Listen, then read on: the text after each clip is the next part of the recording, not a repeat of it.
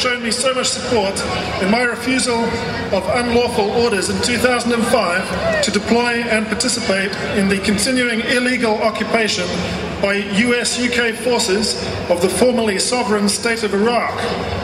It is reassuring to know that so many are aware of the unlawfulness under international law of this continuing criminal use of force. There can be no justice without truth, and it is the duty of every decent and honest citizen to speak the truth and to expose lies. This I have done at all times, and I shall do so again here now for you all.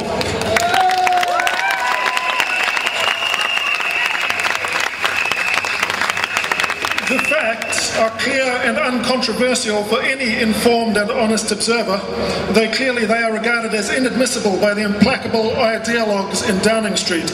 It is the armed forces, primarily of the US and the UK, and the state, primarily the US and the UK, that are the aggressors, responsible also for countless war crimes and serious violations of international humanitarian law in a war or international armed conflict which constitutes a continuing criminal use of force against the people of the formerly sovereign state of Iraq.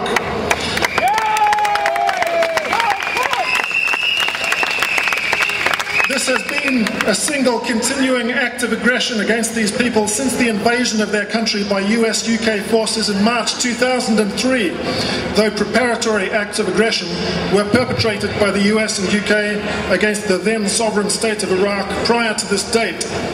No amount of sophistry in the statements of the politicians will ever make it possible to honestly deny these historical facts. Duty is not blind obedience. The Nuremberg Principles and international law place obligations upon all members of the military to consider the lawfulness of any commands which they receive and to refuse to comply with orders which they consider to be unlawful.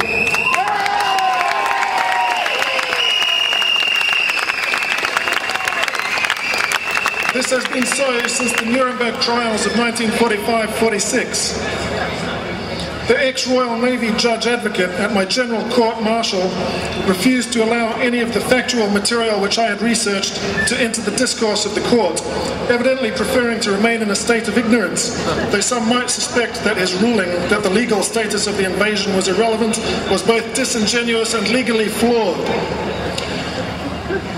Not surprisingly, the continuing use of force generates resistance, often violent, from the people who, targeted by US-UK forces, are being harmed and killed, and from others who sympathise with their having been made victims of US-UK state terror. As Professor Noam Chomsky has observed, there is a simple way to avoid attacks against our own country and people. We can and should stop attacking other countries and their peoples.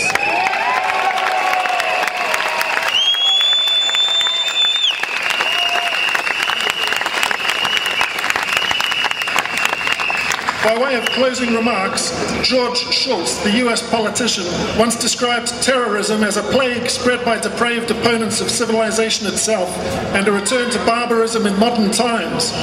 He neglected to mention that his words apply with greatest accuracy to the US and the UK, proponents which states remain the worst proponents of aggression and state-backed terrorism in the world today, truly a return to barbarism in modern times.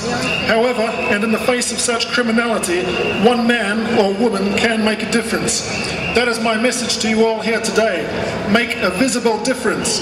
Resistance is not futile.